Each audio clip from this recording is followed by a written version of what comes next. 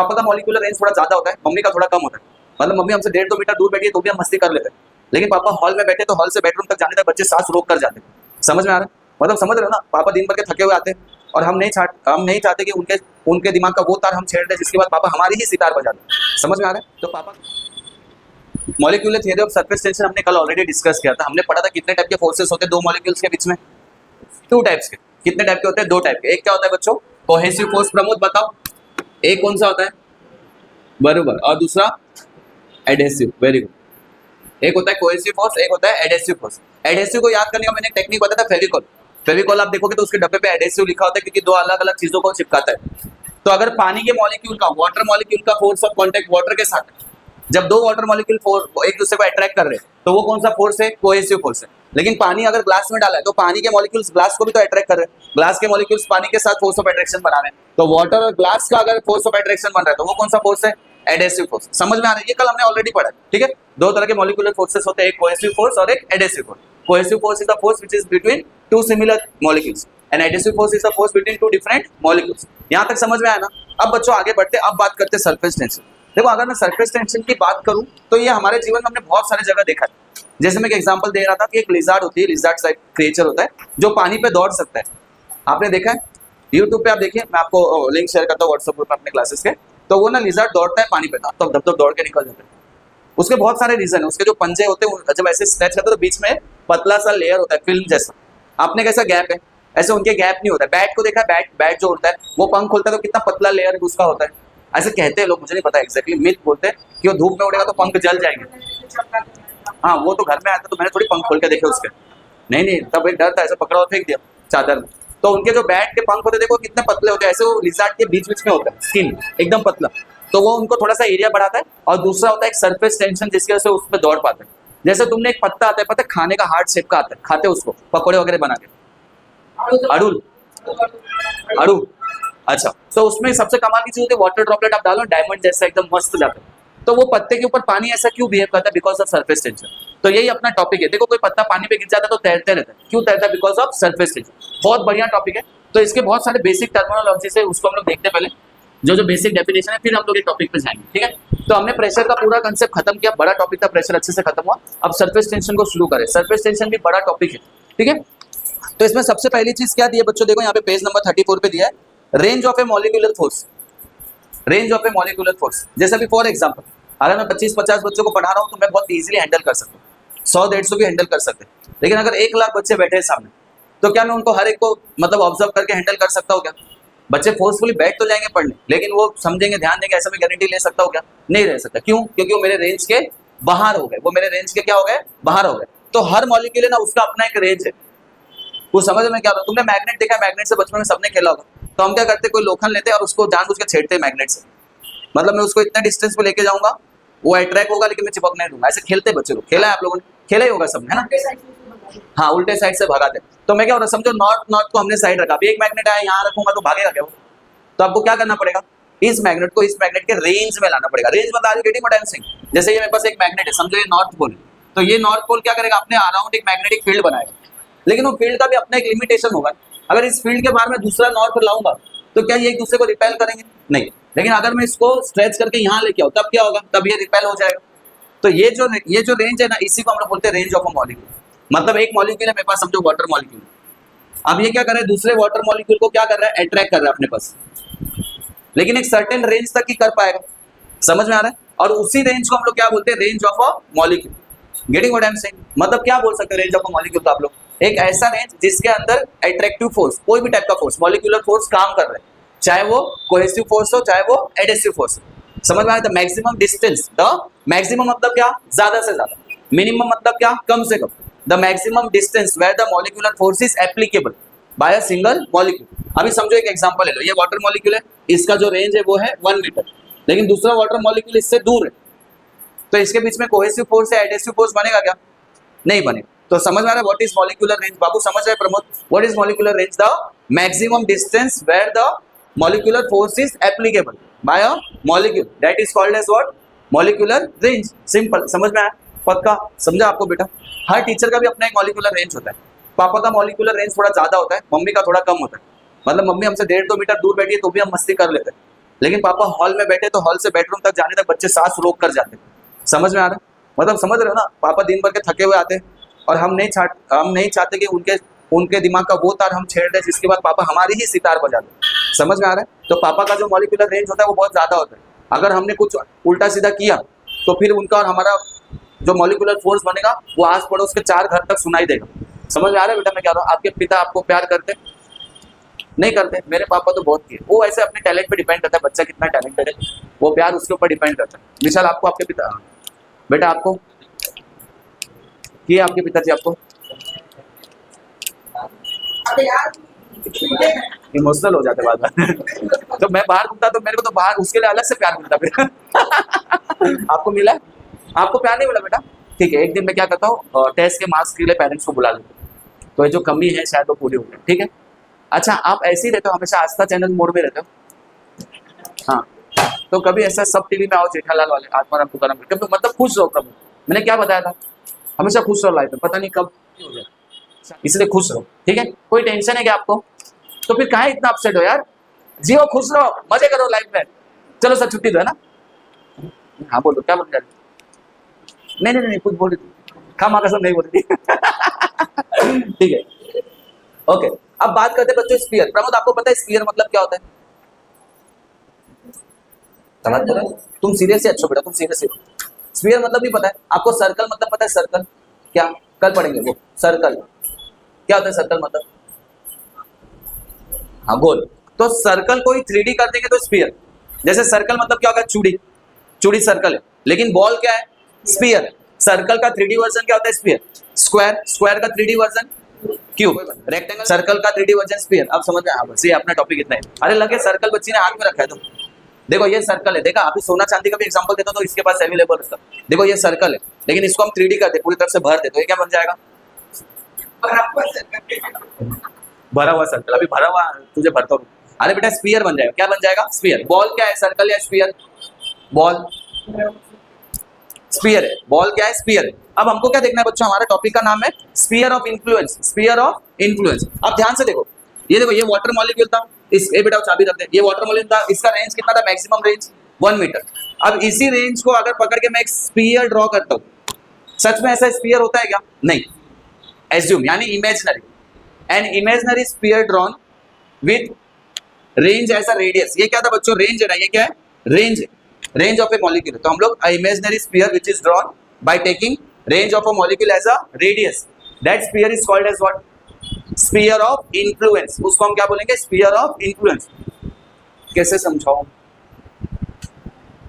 एक बैट्समैन है, देखो, हाँ ये बैट्समैन है, तो देखो इसका स्फीयर ऑफ इन्फ्लुएंस कितना होता है पता है? देखो वो 30 यार्ड सर्कल, मालूम है तुमको? देखो ये उसका स्फीयर ऑफ इन्फ्लुएंस है, मतलब इसके अंदर जो खड़े ना उनको चोट लगने की चांसेस ज्यादा है। क्यों? क्योंकि रेंज कम है, डिस्टेंस कम है, और वो बहुत जोर जोर से शॉट मारे तो उनको लगने के चांसेस ज्यादा है। जो बाउंड्री लाइन पे खड़े उनको लगता है कि चोट लगता है, लेकिन कब? जब वो डाइव करेंगे तभी। बॉल से लगने का चोट चांसेस बहुत कम है कि बॉल आई और उनको लगे, ऐसा नहीं हो सकता, राइट? कैच करते वक्त लगा या डाइव मारते वक्त लगा तो अलग बात है, लेकिन जो नजदीक खड़े उनको अक्सर ऐसा होता है कि बॉल बहुत जोर से आती, पकड़ने के चक्कर में चोट लग जाता है। समझ में आ रहा है? सबसे ज्यादा रेंज में कौन होता है? वो बेचारा सीधा साधा व्हाइट कपड़ों में खड़ा हुआ अंपायर। समझ में आ रहा है? हाँ बचता है, लेकिन बच जाता है, मतलब तुझे दुख हो रहा है बच जा रहे हैं तो, अरे बस सबसे ज्यादा टारगेट वही होता है। वो हमेशा रेस्ट मोड में रहता है। न्यूटन थर्ड लॉ क्या बोलता है? If the object is in rest it will remain in rest, the object is in motion it will remain in motion. Bowler अक्सर बच जाता है, क्यों? बॉलर मोशन में था, वो इधर उधर हो सकता है मोशन में, लेकिन जो रेस्ट में उसको मोशन में आने के लिए टाइम लग जाता है। मजाक है, हम लोग बैट बॉल खेल रहे, गोला बारूद से नहीं खेल रहे। क्या बात कर रहे हैं? समझा? तो मैं क्या बोल रहा हूँ? Taking range of a molecule as a radius. हम लोग रेंज ऑफ मॉलिक्यूल को क्या लेंगे? As a radius. और फिर जो इमेजिनरी स्फीयर ड्रॉ करते हैं उसी को हम लोग क्या बोलते हैं? Sphere of influence. इन्फ्लुएंस मतलब क्या? असर। और कब तक असर होगा इस मॉलिक्यूल का? उसके रेंज के अंदर। उसके बाहर जाएंगे तो होगा क्या? आप लोग कोई गेम खेलते हो तो उसमें भी ऐसे रेंज ऐसा कुछ है? सोन साकली भी होता है, करेक्ट। सोन साकली अपने खेलते, जो हाथ पकड़े ह्यूमन चैन बनाते देखो, तो उसमें हमारा एक घर होता है, वो हमारा रेंज है। अगर उसके अंदर आए तो लई मारेंगे, समझ में आ रहा है कि नहीं? भर देंगे उसको और वो आउट हो जाएगा। तो वो हमारा क्या रेंज है? हाँ, डोंगर के पानी में रेंज में थोड़ी रहता है, रेंज जैसा कुछ नहीं।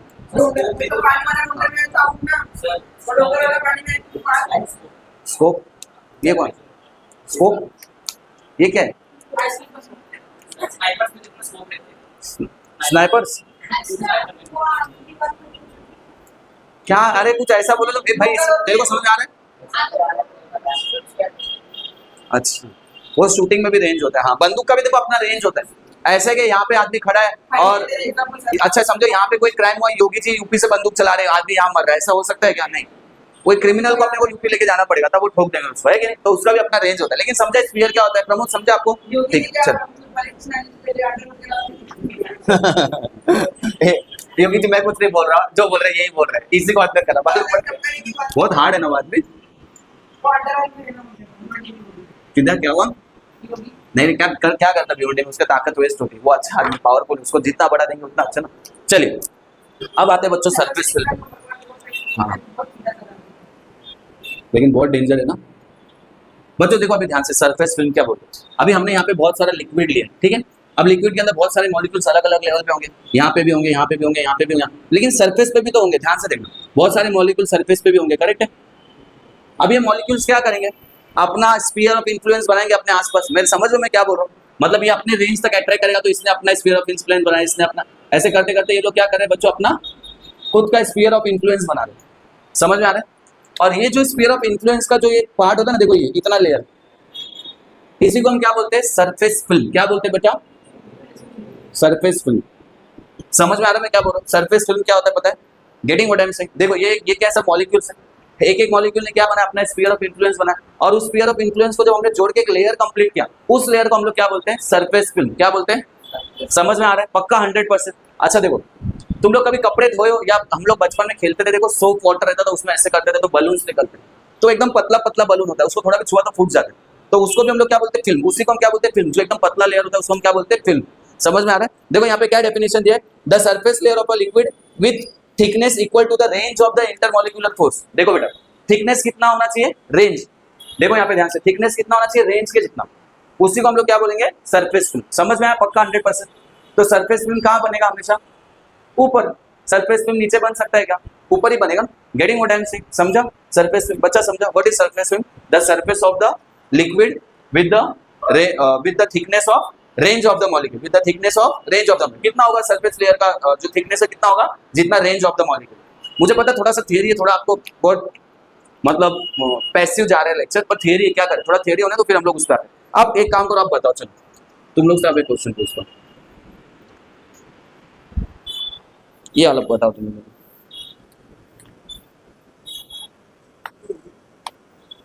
एक डायग्राम बनाता हूँ, देखो यहाँ पे ध्यान से। मैं यहाँ पे 3 मॉलिक्यूल ले रहा हूँ बच्चों, ये डायग्राम आपके बुक में है।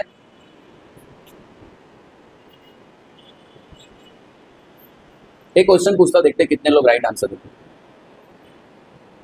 ठीक है, यहाँ पे ये ए है, ये बी है और ये सी। अब देखो ये क्या है? इसका रेंज ऑफ द मॉलिक्यूल। समझ में आ रहा है? ये क्या है? इसका रेंज। तो ये जो बना है वो क्या है? Sphere of influence. वो क्या है? Sphere of influence. यहाँ पे देखो, ठीक है, और ये इधर लेता हूँ मैं। क्या बना रहा हूँ, क्या पूछ रहा हूँ, अभी समझेगा, डोंट वरी। अब देखो यहाँ पे ध्यान से सुनो, ध्यान से। मेरा क्वेश्चन ये है, सबसे ज्यादा कोहेसिव फोर्स कहाँ पे होगा? किस मॉलिक्यूल में? Cohesive force. कोहेसिव फोर्स मतलब कौन सा force? The force of attraction between the same molecules. अभी देखो यहाँ पे बहुत सारे वाटर मॉलिक्यूल है, पूरा वाटर मॉलिक्यूल है, लेकिन मैंने 3 स्पेसिफिकली लिए। अगर ए वाले की बात करेंगे तो पूरा 100% पानी के अंदर, अगर हम बी की बात करेंगे तो 75% पानी के अंदर, लेकिन अगर हम सी की बात करेंगे तो 50% पानी के अंदर। तो सबसे ज्यादा कोहेसिव फोर्स कौन से मॉलिक्यूल को फील हो रहा होगा, ये क्वेश्चन। और ये पजल है, और ये 100% रॉन्ग ही दोगे तुम। सोच क्या होता है, सबसे ज्यादा कोहेसिव फोर्स किस में फील हो रहा होगा? सी में। ओके, आपको क्या लगता है? सी में? ए में? अच्छा, कोहेसिव फोर्स पूछा मैं, कोहेसिव फोर्स। यस, ए सी, सी बोले ना आप? हाँ दिया ए में। अच्छा देखो, किसी ने ए बोला, किसी ने सी बोला, चलो एक की बात करते। तो अगर एक की बात करो तो इस पे फोर्स 0 है। 0 क्यों? वो इक्विलिब्रियम स्टेट में है, उसको सब तरफ से फोर्सेस सेम लग रहा है। कुछ समझ आ रहा है मैं क्या रहा हूँ? सब तरफ से फोर्सेस कैसा लग रहा है? एकदम सेम लग रहा है, वो कहीं नहीं जाने वाला है, वो वहां का वहीं रहेगा। उसको हम लोग क्या बोलते हैं? State of equilibrium. तो ये तो आंसर नहीं। Getting what I am saying? लेकिन अगर बी की बात करें तो देखा जाए तो बी ज्यादा सबमर्ज्ड है सी के कंपैरिजन में। पर बी में देखो ध्यान से क्या हो रहा है, देखो ये ऐसा है, यहाँ पे सेंटर है, तो इसको 50% फोर्स नीचे खींच रहा है, करेक्ट है? लेकिन यहाँ पे देखो 25% फोर्स ऊपर भी तो खींच रहा है। जो ये जो इतना हिस्सा है ये इसको ऊपर खींच रहा है, बाकी का हिस्सा नीचे खींच रहा है, तो 50% नीचे ले रहा है, 25% ऊपर ले रहा है, तो नीचे कितना फोर्स गया? नेट फोर्स निकालोगे तो कैसे आएगा? 50 माइनस 25 कितना आया? 25 आया, लेकिन डायरेक्शन क्या होगा, नीचे या ऊपर? क्यों? क्योंकि नीचे का फोर्स ज्यादा है 50%, तो इसको नीचे कितना फोर्स लग रहा है? Cohesive force only 25%। लेकिन इस केस में देखो, नहीं तो मैं कोहेसिव फोर्स की बात कर रहा हूँ ना, ये तो खींच ही नहीं रहा है, जीरो है ना इधर। देखो अभी पूरा 50% कहाँ जा रहा है? नीचे जा रहा है, इसको ऊपर कोई फोर्स खींच रहा है क्या? नहीं, तो सबसे ज्यादा कोहेसिव फोर्स किसमें लग रहा है? सी में। अब इसी के कारण अगर तुम पानी को ग्लास में एकदम ध्यान से देखोगे ना, ट्रांसपेरेंट ग्लास में, तो देखो पानी आपको हमेशा ऐसे दिखेगा। अब लॉजिक समझ में ऐसा क्यों हो रहा है? ये जो सरफेस के मॉलिक्यूल्स होते हैं बेटा, एक चीज याद रखो, एक चीज हमेशा याद रखो, हर चीज, हर ऑब्जेक्ट इस धरती पे अपने पोटेंशियल एनर्जी को जीरो करना चाहता है। अपने पोटेंशियल एनर्जी को क्या करना चाहता है? जीरो। ये उसका काम है। जैसे अभी ये देखो, ये मार्कर है, मैंने इसको हाइट पे रखा, जैसे ही छोड़ूंगा क्या करेगा? अपने पोटेंशियल एनर्जी को जीरो कर लेगा। कैसे? नीचे आके। पोटेंशियल एनर्जी का फॉर्मूला क्या होता है बच्चों? पोटेंशियल एनर्जी का फॉर्मूला क्या होता है? mgh। पोटेंशियल एनर्जी जीरो कब होगा? जीरो कब होगा? मास जीरो हो सकता है, ये मार्कर अभी यहाँ पे 20 ग्राम का छोड़ दूंगा तो 0 ग्राम हो जाएगा, मास चेंज होगा नहीं। जी मतलब क्या है? एक्सेलरेशन, वो चेंज होगा, वो भी हाइट चेंज होगा, पर जीरो हो सकता है क्या? जीरो के लिए तो सेंटर ऑफ द अर्थ पे जाना पड़ेगा, ज्यादा महंगा पड़ेगा जाने। तो जीरो कब होगा? जब हाइट जीरो। हाइट कब जीरो होगा? अभी ये इधर है, नीचे आ गया, हो गया जीरो, तो इसका पोटेंशियल एनर्जी क्या हो गया? जीरो हो गया। दुनिया में हर चीज अपना पोटेंशियल एनर्जी क्या करना चाहती है? जीरो करना चाहती है। तो इसमें जितने भी मॉलिक्यूल्स है सब अपने पोटेंशियल एनर्जी को जीरो करना चाहते हैं, लेकिन सबसे ज्यादा पोटेंशियल एनर्जी किसके पास है? जो टॉप मोस्ट मॉलिक्यूल्स है। इसीलिए उन लोग ज्यादा एफर्ट्स लेते हैं अपने एनर्जी को जीरो करने के लिए। इसीलिए क्या होता है, ये देखो नीचे की तरफ पुश होते हैं। कुछ समझ में आ रहा है मैं क्या बोल रहा हूँ? गेटिंग? इसीलिए आप पानी को अगर ग्लास में ध्यान से देखोगे तो आपको ऐसा लेयर मिलेगा, ऐसा सीधा कभी नहीं मिलेगा, देखना ध्यान से, ऐसा सीधा नहीं मिलेगा। आप ध्यान से देखोगे तो ऐसा लेयर दिखा। अच्छा, इसको पहचानेंगे कैसे? तो ये ऐसा दिखता है, हाँ ऐसा ऐसा दिखेगा, दो लाइन दिखेगी, तब समझ में आ जाएगा कि कर्व बन रहा है। लेकिन मर्क्यूरी में ऐसा नहीं होता है। थर्मोमीटर में देखा आपने, थर्मोमीटर में जो लिक्विड ऊपर जाता है सिल्वर कलर का, उसको आप ध्यान से देखोगे तो वो ऐसा होगा, समझो ये, तो वो ऐसा बनता है। मर्क्यूरी ऐसे बनता है। मर्क्यूरी ऐसे क्यों बनता है ये अपन अगले लेक्चर में पढ़ेंगे। इसको बोलते हैं मिनिस्कस। ये कॉनकेव मिनिस्कस है, ये कॉन्वेक्स मिनिस्कस है। तो ऐसा क्यों होता है? कोई लिक्विड अंदर जा रहा है, कोई लिक्विड बाहर आ रहा है, ये कैसे डिसाइड होता है, क्यों होता है, वो अगले टॉपिक में देखेंगे, मजा आएगा। लेकिन लॉजिक समझना है क्या बोला? वाटर क्यों नीचे जा रहा है समझा? देखो कोहेसिव फोर्स यहाँ पे ज्यादा है, तो पानी उसको क्या कर रहा है? नीचे खींच रहा है, जिसके से लेयर कैसे बन रहा है? ऐसा बन रहा है। Getting what I am saying? पक्का 100%। इसके बाद जो नेक्स्ट टॉपिक है वो क्या है बच्चों? Free surface of a liquid. Free surface. अब तुम लोग बताओ तुम्हारे हिसाब से free surface of a liquid क्या होगा? हाँ, ये फ्री सरफेस है क्या बच्चों? ये फ्री सरफेस लग रहा है तुमको? फ्री सरफेस मतलब ऐसा सरफेस जिसके ऊपर फोर्स नहीं लग रहा। कौन सा फोर्स? Shear stress. याद आ रहा है? 11 में पढ़ा था, शियर स्ट्रेस, टेंसाइल स्ट्रेस, याद आ रहा है? फिर एक वॉल्यूम का स्ट्रेस था, याद आ रहा है? तो शियर स्ट्रेस मतलब क्या होता है बच्चों? Force per unit area. Shear stress मतलब क्या होता है? Force per unit area. अभी यहाँ पे नीट, जेईई और सीईटी के पॉइंट ऑफ व्यू क्वेश्चन देखो कैसे आते हैं। एक एग्जांपल देखो, देखो ये ऐसा डायग्राम दिया आपको, और यहाँ पे आपको दिया कि यहाँ पे 40 न्यूटन का फोर्स लग रहा है। कितना फोर्स लग रहा है? 40 न्यूटन, ठीक है। और इसका एरिया समझो दिया 100 मीटर स्क्वायर, और आपको बोला इसका शियर स्ट्रेस निकालो। इसका क्या बोला था मैंने? हाँ, इसका शियर स्ट्रेस निकालो, ऐसा समझो। तो शियर स्ट्रेस का फॉर्मूला क्या होता है? Force per unit area. तो फोर्स कितना है? 40, एरिया कितना है? 100, 0 0 कट कितना है? 4/10। और इसको सॉल्व करना चाहो तो सॉल्व कर सकते हो। कैसे आएगा बताओ? इसको मैं 40 लिखता हूँ, है ना, और इसको लिखता हूँ 10 × 10⁻⁻⁻⁻⁻⁻⁻⁻⁻⁻⁻⁻⁻⁻⁻ क्या क्या समझ में आया ना? एक जीरो उधार ले लिया, इससे क्या हो गया? इजी हो गया।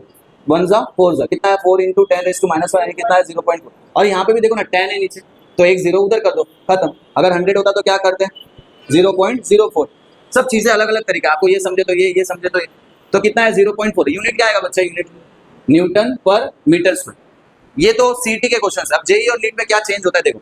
अब वो क्या करेगा पता है? जेईई और नीट में वो ऐसे कर देगा और बोलेगा ये फोर्स है 40 न्यूटन और ये एंगल है समझो 45 डिग्री। अब बताओ शियर स्ट्रेस कितना होता है? कुछ लॉजिक समझ में आ रहा है मैं क्या बोल रहा हूँ? वो लोग क्या करते हैं, चीजों को थोड़ा सा टेक्निकल तरीके से चेंज कर देते हैं। अभी बच्चे क्या करेंगे? फिर से यही फॉर्मूला लगाएंगे और आंसर पूरी तरह रॉन्ग हो जाएगा। जब भी मैं शियर स्ट्रेस की बात करता हूँ, और जैसे शियर स्ट्रेस मतलब क्या होता है बेटा, ऐसे समझो। ये देखो, ये बॉटल है, अगर मैं इसके शेप को चेंज कर पाता हूँ तो उसको बोलेंगे स्ट्रेस। तो मैंने, हाँ 11 में था, तो मैंने इसको प्रेशर दिया, देखो चेंज हो गया। तो मैंने जो फोर्स लगा देखो कैसा लगा रहा हूँ? सीधा लगा रहा हूँ, ऐसा लगा रहा हूँ। फोर्स कैसा लगा रहा हूँ? सीधा लगा रहा हूँ। हाँ, लाने का एक बेटा। तो देखो फोर्स कैसे लगाना है? एकदम सीधा। देखो सीधा फोर्स लगा है, सीधा दबा। तो ये जो फोर्स होना चाहिए ना, याद रखो ये कैसा होना चाहिए? परपेंडिकुलर होना चाहिए। अब मुझे बताओ ये फोर्स परपेंडिकुलर है, तो ये फॉर्मूला काम करेगा। तो कैसे सॉल्व करोगे? सोचो कैसे सॉल्व। हाँ बताओ। Very good, very good. हमने इसको बार बार पढ़ा है। आप ये वाला फोर्स नहीं ले सकते तो अपने को परपेंडिकुलर फोर्स के लिए क्या करना पड़ेगा, इसको रिजॉल्व करेंगे, एक ऊपर एक इधर, और जिस साइड थीटा उधर क्या आएगा एफ कॉस थीटा, और इधर क्या आ जाएगा एफ साइन थीटा। तो हम एफ नहीं लेंगे इस बार, क्या लेंगे हम लोग आंसर में एफ साइन थीटा, थीटा की जगह डालेंगे 45 डिग्री। समझ में आ रहा है, ये 45 तो कितना डालेंगे 45 डिग्री, एफ की जगह पे क्या डालेंगे 40। आप इसको सॉल्व करेंगे, getting what I am saying, समझा पक्का। तो ये सब चीजें थोड़ा सा चेंज होकर आते हैं जेई और नीट, गेटिंग समझा आपको पक्का 100%। चलो तो फ्री सरफेस ऑफ लिक्विड मतलब क्या हो गया, ऐसा सरफेस जिसके ऊपर कोई भी शियर स्ट्रेस पड़ रहा नहीं है, उसको हम लोग क्या बोलेंगे बच्चों, free surface of liquid, getting. एक लास्ट टॉपिक देखते हैं फिर आप लोग जाना, हाँ जल्दी छोड़ देंगे सर, नहीं है ना, कहाँ लेट होगी, अब बेटा तुम 9 बजे आएंगे।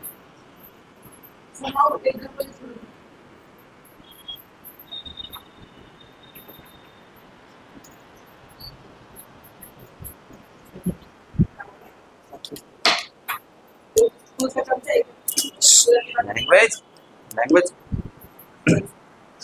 अच्छा बच्चों आप ध्यान से देखो, मैं सरफेस टेंशन की बात करूं, नहीं तो एंड करना है तो एंड कर सकते हैं, एंड करना है ठीक, क्या बोलता है कंटिन्यू करें, ठीक है चलो। तो हम लोग सरफेस टेंशन की आप बात करते हैं बच्चों, सरफेस टेंशन चल इस केस में हमेशा तू अकेला ही पाएगा, उसके भी मन में जाना है पर वो बोल नहीं रहा है समझा, लेकिन इस केस में तो हमेशा अपने आपको अकेले पाएगा, प्रॉब्लम पढ़ना है जाना है।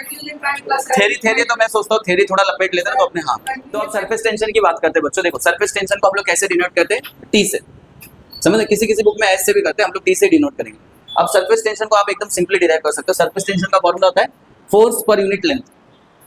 सरफेस टेंशन का फॉर्मूला क्या है बच्चों, फोर्स पर यूनिट, मतलब देखो ये मेरे पास कंटेनर है, ये उसका सरफेस है, तो इसके ऊपर कितना टेंशन प्रोड्यूस हो रहा है, टेंशन क्यों हो रहा है, कंटिन्यू उसको नीचे से पुल मिल रहा है, इसका कारण क्या है, कोहेसिव फोर्स, इसका कारण नरेंद्र मोदी ठीक है, मैं जोक सा पढ़ा, जोक था ओके। तो मैं क्या बोल रहा हूँ, उस पर टेंशन क्यों डेवलप हो रहा है, मीम है ना वो, तो मीम है, तो नरेंद्र मोदी जी बोल रहे हैं, कोई भी पॉलिटिशियन वो बड़े पद पे है तो उनका रिस्पेक्ट बनता है, ठीक है हाँ ठीक है देखो मैं क्या हो रहा, आदमी कैसा भी उससे फर्क नहीं पड़ता, वैसे तो हमारे यहाँ पे सब अच्छे हैं, लेकिन हम अच्छे हैं तो हमें दूसरों का सम्मान करना है, समझ, ठीक है चलो बढ़िया ओके। खबरदार अगर कोई विकास सर जी पे आया तो हाँ ठीक है यहाँ पे आ जाओ। तो मैं क्या हो रहा, यहाँ पे टेंशन क्यों बना प्रमोद, क्यों बना, नीचे से कोहेसिव फोर्स है और उसको अपना पोटेंशियल एनर्जी लो करना, तो वहाँ पे क्या डेवलप हो रहा है, टेंशन डेवलप हो रहा है। लेकिन अब इसमें भी एक ट्विस्ट है बच्चों, सरफेस टेंशन का फॉर्मूला है फोर्स पर यूनिट लेंथ, लेकिन अगर कभी भी यहाँ पे किसी फिल्म की बात होगी, जैसे सोप सॉल्यूशन की बात होगी या सरफेस फिल्म की बात होगी, तो इस L को आपको लेना है 2L, क्या लेना है 2L डबल। सोप सॉल्यूशन मतलब समझता है, हाँ 12 और 2L में अंतर है लेकिन ठीक है ये अच्छा जोक था, हम इसको डाइजेस्ट कर लेंगे ओके। उसका कहना है स्टैंडर्ड भी 2L और फॉर्मूला भी 2L, समझा, मतलब जोक भी ऐसा मारो कि लोग बोले AI है ना, चलो ठीक है कोई बात नहीं, अभी ये मेरा जोक भी AI था शिट ठीक है चलिए। तो मैं क्या बोल रहा हूँ, सोप सॉल्यूशन मतलब समझा रहा हूँ, जो मैं बचपन में अपन ऐसे बलून्स फुग्गे निकालते थे बबल्स, तो उसको बोलते हैं सोप सॉल्यूशन। तो अगर आपने ये नॉर्मल वाटर लिया है, वाटर का सरफेस टेंशन लोगे तो फॉर्मूला क्या आएगा L, लेकिन अगर आप सरफेस फिल्म लोगे या सोप सॉल्यूशन लेगे तो आपको क्या करना है 2L, सिर्फ इतना ही डिफरेंस है, ध्यान रखना, सरफेस सॉल्यूशन के लिए, सरफेस फिल्म के लिए या सोप सॉल्यूशन के लिए, तो यहाँ पे क्या आ जाएगा 2L, getting what I am saying, पक्का 100%। एक काम करो चलो इसका यूनिट निकालो, यूनिट, इसका यूनिट निकालो, ये सिर्फ स्पेशल केस में लेंगे, यूनिट क्या आएगा बताओ, न्यूटन मीटर, वेरी गुड, क्या आएगा यूनिट न्यूटन पर मीटर, और कुछ इसका डायमेंशन, चलो डायमेंशन कैलकुलेट करो, कैसे करने का पता ना, आपने क्या है, फोर्स के लिए क्या फॉर्मूला लिखेंगे, मास इनटू एक्सेलरेशन, एक्सेलरेशन के लिए वेलोसिटी अपॉन टाइम, फिर फटाक से डायमेंशन निकालो, मीटर कट करके बताओ, चलो डायमेंशन बताओ जल्दी सॉल्व करके बताओ, फटाफट करो चलो बेटा। L को मीटर ना, लेंथ है ना, न्यूटन को डायरेक्ट नहीं लिख सकते, फोर्स का फॉर्मूला डालना पड़ेगा, मास इनटू एक्सेलरेशन, फिर एक्सेलरेशन का डालना पड़ेगा, वेलोसिटी अपॉन टाइम, फिर डायमेंशन मिलेगा। पिछले लेक्चर में कहते थे अनिकेत सॉल्व, इससे फटाक से n, हाँ n into m raise to -1 लिख सकते, चलिए कोई दिक्कत। तो n को क्या करेंगे, क्या कंसीडर करेंगे, n ही लिखेंगे, न्यूटन है ना वो, तो लेंथ साइन के मास, अरे यार डायमेंशन के लिए तो n का कोई नहीं है ऐसा, आपको लर्न हो तो डायरेक्ट लिख सकते हो, फोर्स का आपको डायरेक्ट लर्न होगा तो, नहीं तो सॉल्व कैसे करेंगे, force is equal to mass into acceleration, इस हिसाब से सॉल्व करो फटाफट, चलो निकालो। चलो बच्चा लास्ट टॉपिक देखते हैं आज का, बढ़िया चलो ओके। अब देखो बच्चों सरफेस एनर्जी क्या होता है, इसको आप E से भी दिखा सकते हो, अब इसमें एक डेरिवेशन है, अब एक डेरिवेशन आएगा, पहला डेरिवेशन ओके। सरफेस एनर्जी मतलब क्या होता है? देखो ये जो मॉलिक्यूल सरफेस के ऊपर है ना, ये जो मॉलिक्यूल सरफेस के ऊपर है, इनके अंदर जो एक्स्ट्रा एनर्जी होता है, एक्स्ट्रा एनर्जी, कैसे हुआ एक्स्ट्रा एनर्जी? देखो समझो यहाँ पे एक मॉलिक्यूल है, यहाँ पे एक मॉलिक्यूल है, यहाँ पे एक मॉलिक्यूल, सबसे ज्यादा एनर्जी किसके पास है? सी के पास। क्यों? पोटेंशियल एनर्जी की वजह से। जो जितने ज्यादा हाइट पे उसके पास उतना ज्यादा एनर्जी। समझ में आ रहा है? तो सबसे ज्यादा एनर्जी किसके पास है? सी के पास। और वही जो एक्स्ट्रा एनर्जी होता है, उसी एनर्जी को हम लोग क्या बोलते हैं? Surface energy. Getting what I am saying? The extra energy stored into a molecule is called as what? Surface energy. The extra energy stored into a molecule is called as what? Surface energy. अब इसका answer देखो क्या आता है? T dot D है। Surface energy का formula क्या आता है? T dot D है। D को आप ये भी लिख सकते हैं T dot डेल्टा है।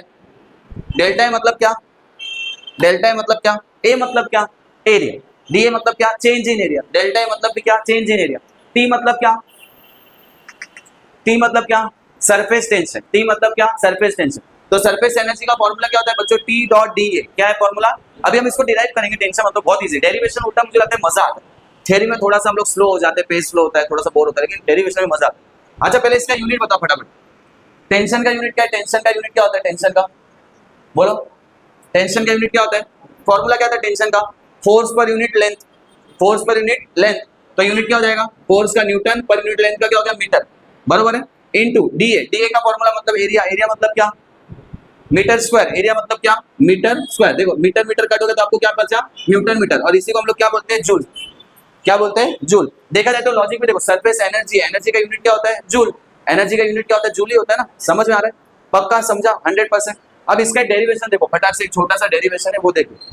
देखो समझते हैं ये आया कैसे, वो देखते हैं। हमको क्या फॉर्मूला डिराइव करना है बेटा? हमको क्या फॉर्मूला डिराइव करना है? सरफेस टेंशन का क्या फॉर्मूला डिराइव करना है बोलो? T is equal to, sorry, energy का फॉर्मूला डिराइव करना है। क्या एनर्जी का फॉर्मूला डिराइव करना है? T dot D. ये फॉर्मूला मुझे डिराइव करना है। आप ध्यान से देखो मैं क्या कर रहा हूँ। मैं एक फ्रेम ले रहा हूँ, मेटल फ्रेम, एक मेटल का तार का ऐसा फ्रेम ले रहा हूँ। उसमें हमने एक तार यहाँ पे भी लगाया। देखो हमने क्या किया, एक तार को यहाँ पे लगाया, समझा? लेकिन ये जो तार है ना, मूवेबल है। ये कैसा है? मूवेबल है। ध्यान से देखना, A B C D। अब मैंने क्या किया, इस फ्रेम को सोप सॉल्यूशन में डुबा दिया। किसमें डुबा दिया?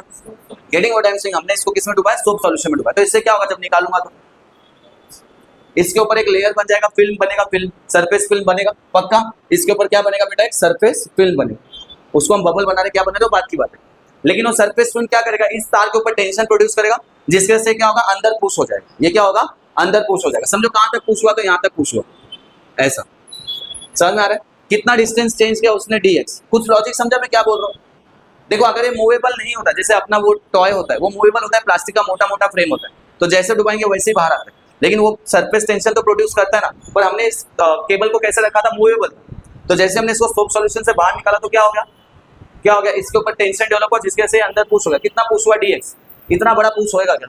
नहीं होगा। हम लोग समझने के लिए उसको बड़ा ड्रॉ करें, ठीक है? तो ये समझो इतना पुश होगा। अब इसके लेंथ को कितना लोगे बताओ? Very good. कितना लेंगे? 2L, क्योंकि ये क्या है? सरफेस फिल्म में या फिर सोप सॉल्यूशन। समझ में आ रहा है? तो मुझे बताओ, जब इसने फोर्स लगा के इसको अंदर लिया, इसने क्या किया? इसके ऊपर फोर्स लगा और ये अंदर चले गए। अगर मैं इसको वापस लाना चाहूँ पहले वाले जगह पे, तो मुझे क्या करना पड़ेगा? मुझे भी फोर्स लगाना पड़ेगा। कितना फोर्स लगाना पड़ेगा? कितना फोर्स लगाना पड़ेगा? जितना फोर्स इसने लगाया, जितना फोर्स इसने अंदर लेने के लिए लगाया, उतना ही फोर्स मुझे इसको बाहर लाने के लिए लगाना पड़ेगा। तो मैं भी एक फोर्स लगाऊंगा। करेक्ट है? समझ में आ रहा है मैं क्या बोल रहा हूँ? बाहर आने के लिए भी मुझे फोर्स लगाना है, बस क्या चेंज होगा? डायरेक्शन। जितना फोर्स उसने अंदर के लिए लगाया, उतना ही फोर्स मुझे बाहर के लिए लगाना पड़ेगा। Getting what I am saying? पक्का? अच्छा मुझे बता, सरफेस टेंशन का फॉर्मूला क्या होता है? फोर्स पर यूनिट एरिया, है ना? सरफेस टेंशन का फॉर्मूला क्या होता है? Surface tension per unit length है। हाँ सॉरी, माय मिस्टेक। और वो भी क्या लेंगे हम लोग? 2L। Force per unit length है, लेकिन कितना ले रहे हैं? 2L। क्यों ले रहे हैं 2L? क्योंकि यहाँ पर हमने soap solution surface film use किया। अच्छा यहाँ से एफ का फॉर्मूला निकालो, क्या आएगा बताओ? T dot 2L। समझ में आ रहा है मैं क्या बोल रहा हूँ? 100%। अच्छा जब आपने इसको ऐसे खींचा तो आपने क्या किया? आपने क्या किया? फिजिक्स के हिसाब से आपने किसी चीज को खींचा, मतलब आपने क्या किया? वर्क डन किया। Very good. आपने क्या किया? वर्क डन किया। देखो अगर मैं किसी चीज को पुश कर रहा हूँ तो मैं वर्क करूंगा तभी वो वहां पे आएगा ना। तो यहाँ पे अगर वर्क डन का फॉर्मूला निकालना पड़े, कितना वर्क डन हुआ, तो वर्क डन का फॉर्मूला आता है, किसी को वर्क डन का फॉर्मूला क्या आता है? Force into displacement. देखो कितना डिस्प्लेसमेंट हुआ है? dx। देखो समझ में आ रहा है मैं क्या बोल रहा हूँ? आपने उसको वापस लाने के लिए क्या किया? फोर्स लगाया। फोर्स लगाया मतलब आपने क्या किया? वर्क डन किया। वर्क डन का फॉर्मूला क्या आता है? Force into displacement. कितना डिस्प्लेसमेंट हुआ है? dx। लेकिन मुझे पता है F is equal to what? F dash. F is equal to, मतलब आपने जो फोर्स लगाया वो क्या था? F डैश था। आपने जो फोर्स लगाया वो क्या? F dash. आपने वर्क डन किया, बराबर? आपने वर्क डन किया, खींचा, कितना फोर्स लगा? F dash. बरोबर है। तो वर्क डन का फॉर्मूला क्या है, F dash into D x, force into displacement. लेकिन एफ डैश किसके इक्वल है, ध्यान से देखो, एफ डैश किसके इक्वल है, एफ के इक्वल है। तो मैं इसके जगह पे क्या लिख सकता हूँ, एफ इंटू डी एक्स लिख सकता हूँ, करेक्ट है। लेकिन एफ का फॉर्मूला आपको पता है क्या मिला, देखो T dot 2l into D x, T into 2l into D x. अब इसका वैल्यू कोई मुझे बता देना तो मजा आ जाए। डायग्राम देखते, देखो 2l क्या ये है, dx क्या ये है, बीच में डेल्टा है। dx बोलो या delta x, delta x. Very good, क्या है वो, एरिया है। ध्यान से देखो, लेंथ इनटू ब्रेथ, इसका वैल्यू कितना है 2l, ये क्या हो गया, देखो लेंथ हो गया। इसका वैल्यू कितना है dx, ये क्या हो गया, ब्रेथ हो गया। लेंथ इनटू ब्रेथ क्या होता है, एरिया होता है।